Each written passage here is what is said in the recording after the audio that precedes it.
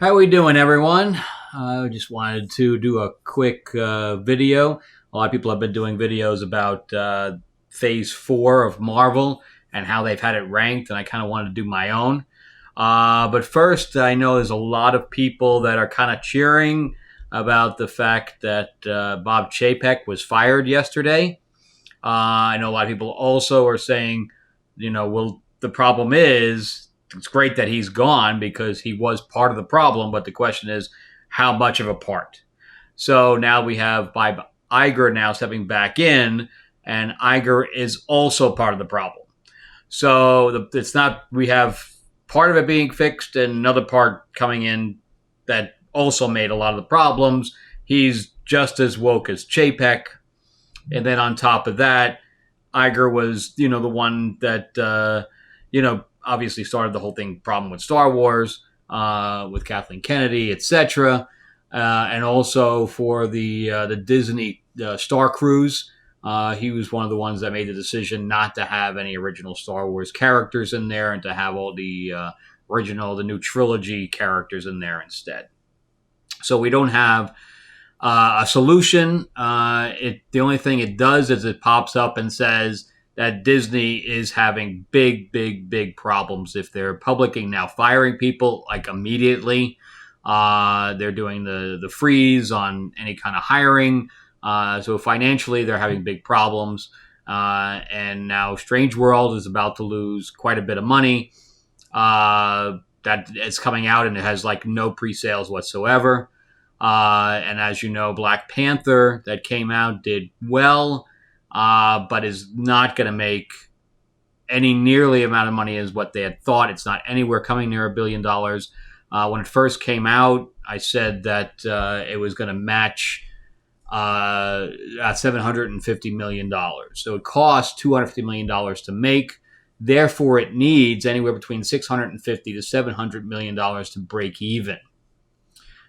So they might squeak by with a $50 million profit. And some people are saying it's not even going to do that. Some people are saying the break-even points are closer to 800.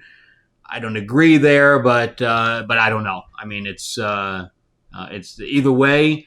It's not even going to make what Multiverse of Madness made.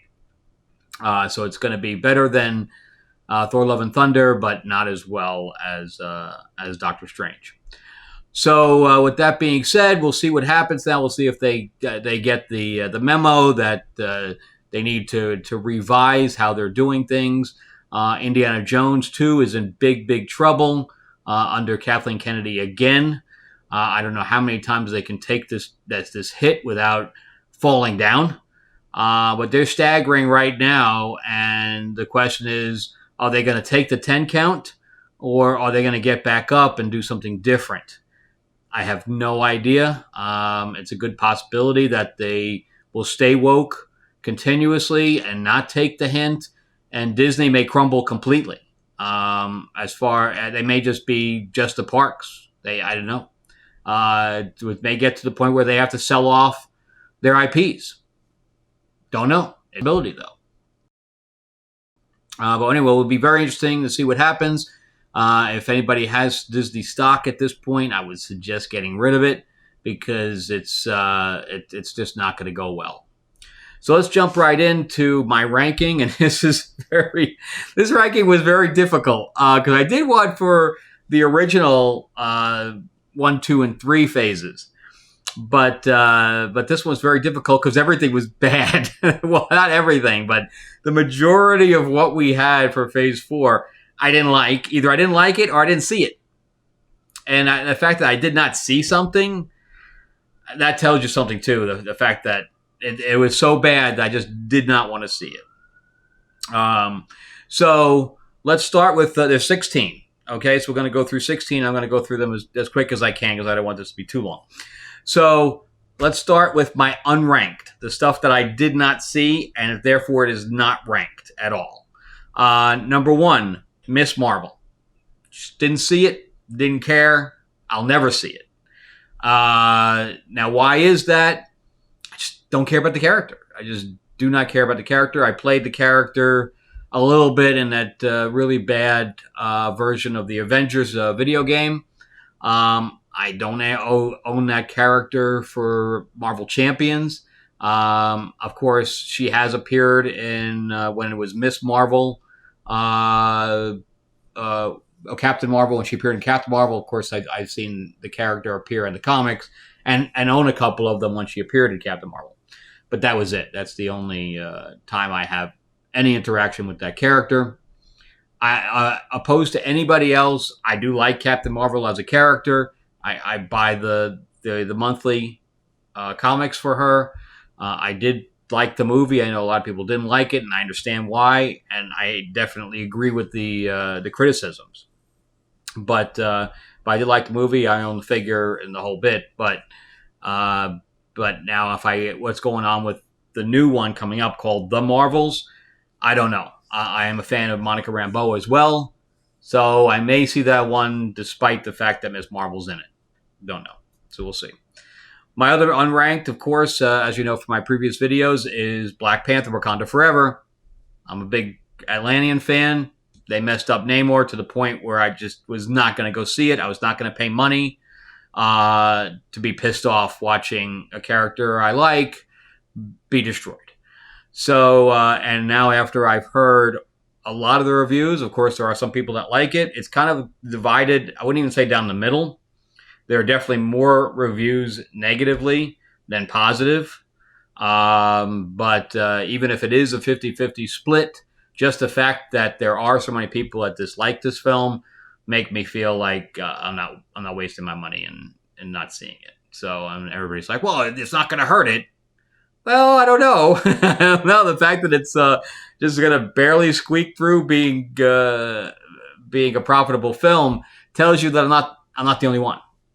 So we put a whole bunch of us together, and it's just not doing nearly. I mean, put it this way: the original Black Panther did $1.2 billion, and this is going to be with lower ticket prices. It's higher now. So the fact that there were higher ticket prices back then, or there are now than back then, so that means even less than half the people from the original film are seeing this one.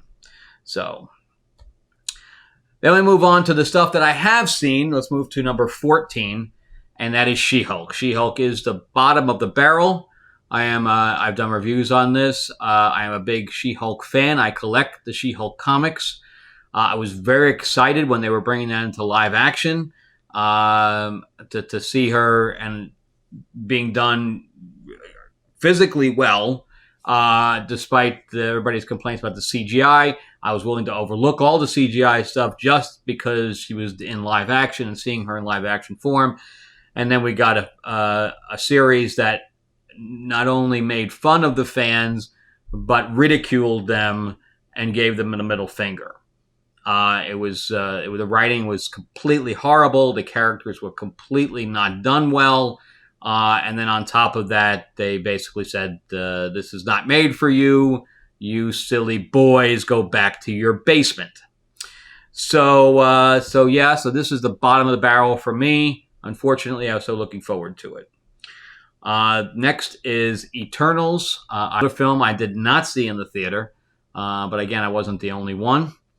Eternals, it had obviously a very good cast. Okay, I'm a big Angelina Jolie fan, and for that alone, I wanted to see this film, but it just looked like complete garbage. And then finally, when it appeared on Disney Plus, and I did see it, it was garbage. There were far too many characters. The villains weren't really the villains. The villains were the heroes themselves. And then a civil war between them broke out, and that was basically the film. It just didn't work in a lot of different ways. I don't think they had the right director on it as well. And so it just wasn't a good film, and unfortunate. And I don't know if we'll see these characters again or not. I would suggest not putting them in anything and just having them just disappear into the ether. But we'll see what happens. All right. The next one, of course, this is going to have films and television shows combined into this. So it's going to be an amalgam. So next one's Loki. I know some people did like Loki. Probably more people like Loki than didn't like Loki. But as far as my opinion's concerned, I did not like it in the least. Of course, we do have the female Loki pop up, and he has to tell her how great she is. It just, the character didn't feel like Loki to me. Loki is the god of mischief. I did not feel that in here. And then on top of that, our plot line destroyed the Infinity Wars by having the Infinity Stones be paperweights for the most part with somebody's drawer. And then on top of that, we had the plot of the Time Bureau. And I've seen that for how many seasons? Not done well. I don't think it was done well at all in anything I've seen. But in Legends of Tomorrow, it was the plot line for 5 years. I didn't need to see it again, especially in Marvel and especially in Loki, where I was waiting for Norse Catholicism. Instead, I got the Time Bureau. And, you know, a thing about Kang at the end, sitting at a desk saying, okay, I'm out of here, guys. It's your turn. Whatever. It was, to me, it was extremely poor. But I know that some people did like it, but I just wasn't one of them. Next up, and you know this is bad considering the next one that's up, and how far up in the line it is. Thor: Love and Thunder. So I really like the Thor franchise. I like the first one a lot. The second one was not as good, but did have some elements I did like. And then we had Ragnarok, which I thought I really liked a lot. I saw that many, many times. And I know it was a little jokey for some people, and it was already getting jokey, you know, where he dies. But, you know, to me, Hela was a great, great villain. I love her in the comics. I thought that Cate Blanchett did an amazing, amazing job with that. So I liked that film. And then having Hulk in it and the whole scene in the arena, there was just a lot of good stuff there. And then we get, you know, Love and Thunder. And I was very excited to see this because I'm a big fan of the Jane Foster Thor. I love the Jane Foster Thor. I love the run, the Jason Aaron run of that. I own it all. And then on top of that, not only did I buy the single issues, but I also have the trade. So that's how much I like that. I did an actual whole video on the storyline and the run of that. But they did her very poorly here. The costume didn't look right. I was really hoping they would not use Portman for the change. I was really hoping that she was going to be bald, like that she was in the comics, and we would just see Portman just in the Jane Foster side, and then they would pick somebody else. Of course, although the chemistry between them in the movie was decent, the film itself just was like it made fun of cancer. How the hell do you make fun of cancer? And Thor was basically completely sidelined. If anything, they should have removed him from the film. Mostly, if they were going to have the Jane Foster storyline, they should have removed him for a portion of it and brought him back, which he pretty much was anyway. He was sidelined anyway. You should have just sidelined him a little more. Anyway, Thor: Love and Thunder, not a good film. Then we have Winter Soldier. And Falcon. So Falcon and Winter Soldier, the TV show. I really liked the beginning portion of this. I think that the two characters really work together. I think that their connection to Captain America really works. I think that you know that the action was very, very good in the beginning, and then it got so woke. And if we were doing a drinking game about how many times the word black was used, we would all be drunk. I've never heard the word black used so many times in a TV series. It's crazy. And I did another video about how I'm a child of the 70s, 80s, and 90s. And there was many, many, many pure black shows out there. And the word black was never used in all those shows combined as much as it was used in one season of Winter Soldier. Horrible. Just horrible. everybody makes fun of the fact that the villain that Falcon stands up for the terrorist at the end. He goes up to the senator and says, "You got to do better. Get the hell out of here." And the costume, the Cap costume on Falcon looked like complete garbage. And it's not even. And they got to take this from the comics, because Miss Marvel will do well in the comics. It didn't do well on Disney Plus. Falcon doesn't do well in the comics, and they're going to be doing a movie. How do you think that movie's going to do? It's going to do like crap, because the character in the comics doesn't do well, which means that the core audience is not there. So I don't know what they're going to do. But anyway, that was a crap show too. Then going on from one crap show to the next crap show, Moon Knight. I'm a big fan of Moon Knight as well. I have not been collecting the Zeb Wells series that's going on right now, but I heard it's one of the best things that Marvel's doing. I'm going to pick up the trades on that one. And you probably should too if you're even interested in Moon Knight at all. But it was so boring. That show could have been done very, very well. And Oscar Isaac is a good actor. I even liked his wife in that. I even like what they did with his wife in that. They should have done that a lot earlier. I love the costume with the wings and everything else they did with her, and Osiris and all the rest of the gods that they used, etc.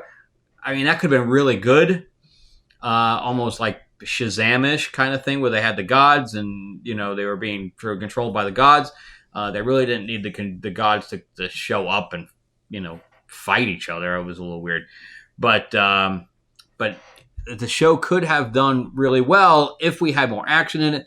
And Moon Knight getting basically impaled by, I don't know, 6 or 7 spears, and he lived through it. I've never seen that in comics where he could take that kind of damage and live. Originally, Mark Spector was just human like Batman. He was just rich, and he had he had his plane and all this rest of the stuff. So he was very Batman-ish. He was just rich, and I don't know. They made him completely supernatural here. I don't know. It was just a weird show, weird and boring and whatever. So anyway, like you said, another bad show. Then we get into kind of the stuff. Now that we're halfway through the list, now we get into the stuff that I kind of like. Okay, so WandaVision. So WandaVision was a very, very strange series. So again, not very action-packed, but the actors in that at least had the charisma to kind of pull off an episode. So you're kind of wondering what's going on. They're doing it like sitcoms through the ages, starting with the black and white. And you're like, what is going on? But at least it was fun to watch the characters. So Paul Bettany and Elizabeth Olsen. I am a huge, huge fan of Elizabeth Olsen. I think she is an incredible actress. I think she can just about pull anything off.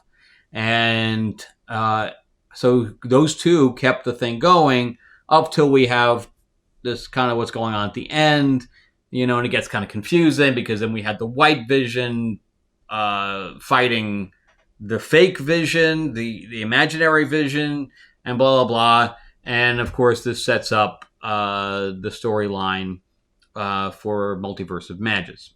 But I don't know. There was some good things to the show. It definitely took chances, which I appreciate. But overall, it wasn't great. It probably might even not even be good, but at least it had elements that were good, if that makes any sense. Anyway, that's why it puts it in the middle. Then we go on to the animated What If series. Now, the What If series, the animation was phenomenal in this. So there was a lot of really good stuff to this. I didn't realize that's how it was going to work, but I liked how the fact that these things led up to one another and then compacted together in the end. The zombie episode, I even liked the Thor Captain Marvel one. again, because I like both those characters. Even the Captain Carter one was decent in the beginning. So there was a lot of stuff I liked. The Doctor Strange one, again, there was a lot of stuff in here that was pretty decent and very entertaining. So I like that series, and I'm kind of wanting to see what happens with the rest of it. I mean, some of it was kind of silly, like what if Black Panther was Star-Lord? How is that really any different besides the fact that we're putting Black Panther in space? It's just weird. But overall, that was a good series. Then we go into Shang-Chi. Okay, so the first half of Shang-Chi, I like a lot. Okay, the first half had some really good action in it. The relationship with him and Awkwafina was entertaining. She was kind of annoying, but I can see how that the relationship could develop. And then we get to the second half, and we go to the island with the dragon and all these supernatural creatures and stuff like that. But before that, even the fight scene between the mother and father, Shang-Chi's mom and dad, that's some of the best stuff I've ever seen. So that was really good stuff. And then we get to the island, and it just falls overboard with all the supernatural stuff and him riding on the dragon and the things coming out of the wall. And it's just awful. And if I'm going to see a show like that, we've already seen it. And I think Awkwafina actually played the voice of the dragon in Raya, the Last Dragon or whatever. Right? That was the same thing. It was the same look and feel as the end of that movie. Anyway, if they had stopped the movie halfway through, I would have liked it a lot more. Just make it an hour long, and it's fine.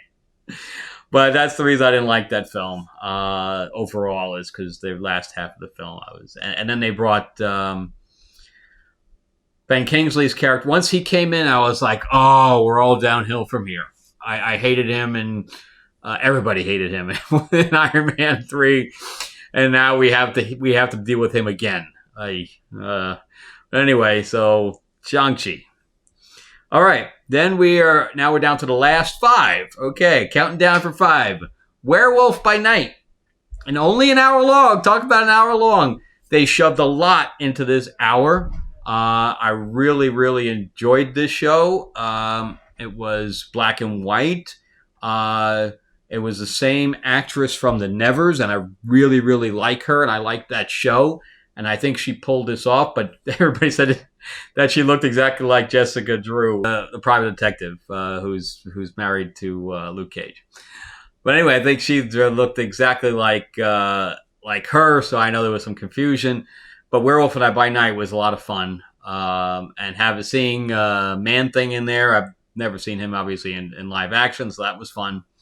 Anyway, that was that storyline. I probably want to see that one again. It was very contained, and obviously it took place in an hour, but it was fun. All right, so then we go on to a series. We're going the next movie. We'll do a movie next, and that is Black Widow. So we're up to number 4, and that's Black Widow. So Black Widow could have been really good, and the actors in it, you can't get a better cast than that. You had David Harbour as Red Guardian. The acting in it with having Yelena in there. I was a big fan of Yelena anyway when she took over the Black Widow mantle in the comics. And Florence Pugh, I mean, she stole every scene in there. She was great. And then you have the scenes where Black Widow literally falls off a roof, bounces off 12 different things, and just gets up. How could the editor or anybody, after it was edited, watch this thing and go, yeah, it's a good scene?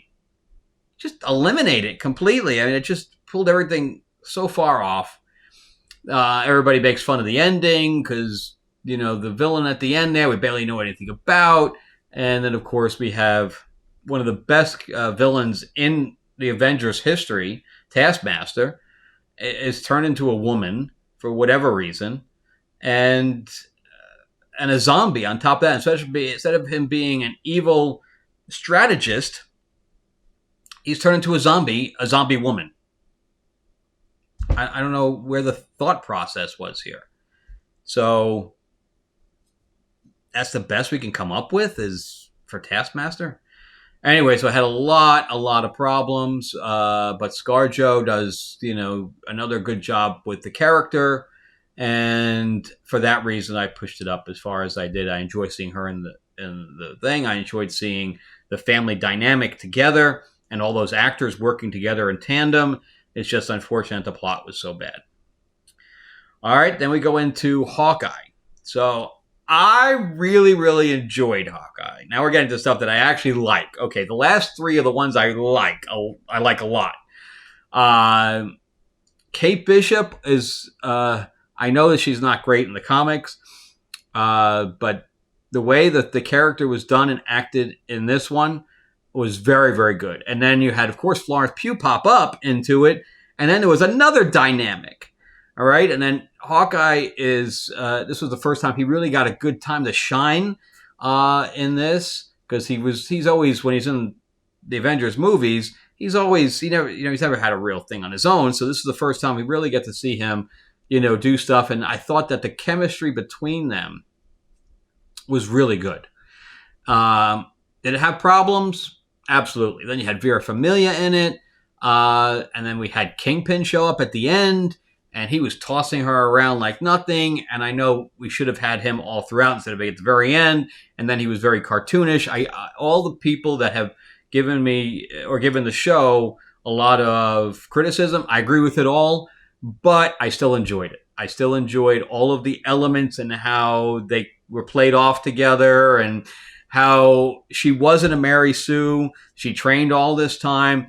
And she was still practically tripping over herself all the time. And then, she dropped into the ceiling and she's sprawled out on the floor in front of him while he's tied up, and he was trying to keep her out of it. And anyway, I thought that the dynamic and all that is really good. And I'm probably going to watch that season again. I actually really liked it. Then we go into Doctor Strange and the Multiverse of Madness for number 2. All right. So I really love this film. I love it. Okay, I've seen it 6-7 times now. And I know all the criticisms. He was sidelined. They probably shouldn't have called it Doctor Strange. If they had called it Doctor Strange and Scarlet Witch or something like that, I think that people would have had less problems with it, but they felt like it was a sequel to Doctor Strange, so they rebelled against the fact that he was sidelined in it. But if they had called it, she was in the trailer, so the fact that she was a villain, that's another thing. But if they had called it Doctor Strange and Scarlet Witch, I think that people had less problem with that. And I think that it was a mistake to call it the Multiverse of Madness because we really didn't get to see the multiverse.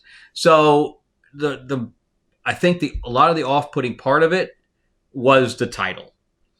But I all the other criticisms that people have said about the film, I completely agree with. And of course, we had the Illuminati that got wiped out in a second, and all this stuff.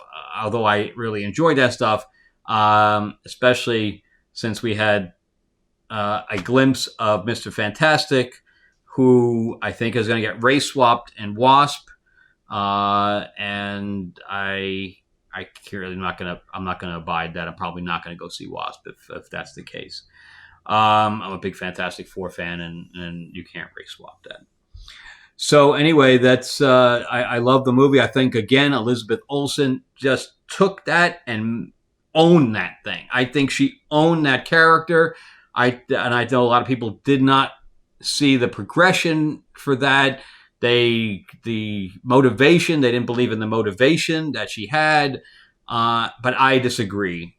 Here was a character that lost everything continuously. She lost her brother immediately. She lost Vision. She created her own world, lost that, and then of course, at the end, is she still alive or is she dead? Nobody knows. Can she be redeemed? I don't think so. She's a villain. In the comics, she's also kind of skirted that line. People forget about the fact that in the comics, she literally said, "No more mutants." That was her spell. And she said only those words, and all the mutants were wiped off the earth. So this is not the first time that she's used her powers to do bad things. All right? And she's still a hero now in the comics. So I'm actually prefer her being a anti-hero. And, if she does come back, she comes back kind of like Catwoman. She's an anti-hero. She teams up with the villains. She teams up with the heroes. What side is she really on? She's kind of on her own side. So I prefer having the character that way. And now we're at to number one. And everybody knows what number one is. It's been number one on everybody's list for a lot of the same reasons. And that is Spider-Man No Way Home. Spider-Man No Way Home was a very good film.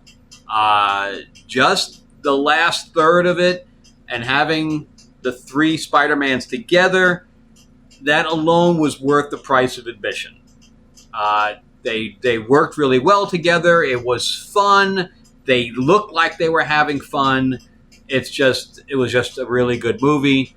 Having the villains, Doc Ock kind of oscillate between villain and hero. I don't know. It was a lot of fun. That movie was just a lot of fun. And I think that's what we're getting away from with the Iger, Chapek, Disney, is that we're getting away from fun and going, as you could tell from the other things that are on this list, is that everything's going this way instead of going in a direction of fun. Don't tell us how to feel about everything. Let us just have fun going to the movies. We'll be happy to give you, $10, $20 if we could just have fun. And instead, you want to give us the finger in the face. This is how you should be. This is how you should live your life. This is how you should think. And I think people are really, really getting tired of that. And when we see that even come up in the trailers, we're like, already shut off. We already shut off. And we're not going to give you any money to have you preach to us. And that's why Disney's losing billions and billions of dollars. And that's why if they don't do something soon, they're going to be selling stuff off. They're going to be selling Star Wars off. They're going to be selling Marvel off because they're going to have to keep the parks and all that stuff and their cruise lines, everything that makes money. They're going to have to keep that afloat because I think what's happening is that the parks are taking the brunt for all these. I mean, look at Strange Worlds is going to lose over $100 million. Over $100 million. They're not marketing it at all because they don't want to dump money into something that they know is going to fail. So where do you think that $100 million loss is coming from? It's coming from the parks. Because Disney hasn't really made any money. They're losing hundreds of millions of dollars on Disney Plus. Because they're making garbage there. They're making Star Wars garbage. They're making Marvel garbage. And nobody's watching it. I mean, the last thing they did was She-Hulk and Miss Marvel that nobody watched. So at $20-something million an episode or whatever that they were doing, that's $250 million for a series. Where do you think that loss is coming from? Coming from the parks. So how long can the parks keep this up? And that's why they're raising the prices on the parks. So they're now raping the parks to keep Disney Plus and Marvel and Star Wars in business. It can't last. It cannot last. So anyway, we'll see what happens now with what's going on. But that's my rating, agree or disagree kind of thing for Phase 4. I'm not looking forward to Phase 5 in the least. There's literally nothing there that's getting me excited. So we'll see. We'll see what the time will tell. We'll see if Iger is just a intermediary until they bring somebody else in. But having Iger in there is not going to do anything for the company. As if he was doing just as poorly as Chapek did when they brought him in. It went like this, or like this. But it was, even if he had stayed in, if Iger had stayed in, it still would have done this because of their ideals, So we'll see what happens. Anyway, There's late pledge for if you didn't jump onto Tales of Ravenor, the Iron Witch. Make sure you do that. We're in late pledge right now. I'll put the link below. And you can also, I'm going to be launching the episode 2 or the issue 2 for Lords of LA graphic novel. And the artwork's being done right on that. But if you've missed the first one, you can also pick it up on that same link. Destiny Aurora, the audiobook has come out and it's doing pretty well. So if you want to jump on that too and take a listen, I think you'll be very entertained with that. If you like sci-fi and you like sci-fi adventure and like the family, the broken family type of Guardians of the Galaxy kind of feel, you'll definitely like this with a little bit of like Star Trek thrown in. And then, you know, it's kind of a mixture of all three of them, Guardians, Star Wars, and Star Trek, because it's got the militaristic stuff of Star Wars, Star Trek, and kind of the fun adventure of Star Wars, and then the family dynamic kind of thing from Guardians. Anyway, I hope you enjoyed the video. Like and subscribe and post, and I appreciate it. All right, have a good one, guys. All right, bye-bye.